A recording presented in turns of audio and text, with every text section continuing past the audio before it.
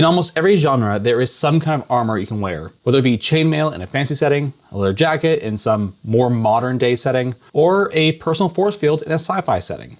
And in Savage Worlds, armor is an important piece of gear to help you withstand hits from enemies, but it can also confuse some newer players to the game. Today, let's clear up some common misconceptions so you can take full advantage of armor without any confusion. Welcome back to the Savage Goose. In this video, we're going to discuss and explain the rules for armor in Savage Worlds. If you've ever been confused about how armor affects toughness, or wondered about the right way to stack armor bonuses, we're here to make things crystal clear. Let's start off with some rules around how armor works in Savage Worlds. First off, armor isn't just something you can put on and forget about. Each piece of armor has a minimum strength requirement, meaning your character needs a certain strength die type to wear it effectively. If you're wearing armor that requires a D8 strength and only have a D6, you'll start feeling penalties. Specifically, every step your strength falls short inflicts a -1 penalty to pace, agility rolls, and agility linked skills, which includes some important ones like fighting, shooting, and athletics. So let's say your character has a D6 strength, but tries to wear chainmail requiring D8 strength. That's a difference of 1 die type, giving you a -1 penalty.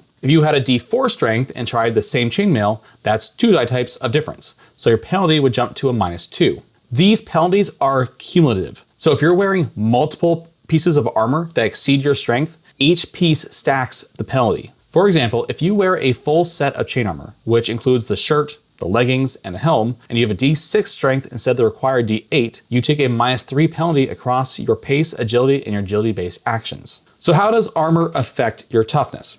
One common misunderstanding among new players is how armor bonuses add to toughness. Many assume they simply add up the toughness bonus from each piece of armor they are wearing, but Savage Worlds treats armor a bit differently than that. Each piece of armor typically protects a specific area of your body. For instance, a chain shirt adds to your toughness against attacks to the torso, which is the assumed hit location for any non-called shots. But if your legs or head are unarmored, called shots to those areas only need to beat your base unarmored toughness. This structure not only keeps things realistic, but also adds a layer of strategy, encouraging you to think about how to protect the most critical areas of your character's body or what part of your enemies you're going to attack. So if you want to protect your head, you need to make sure you are wearing a helmet.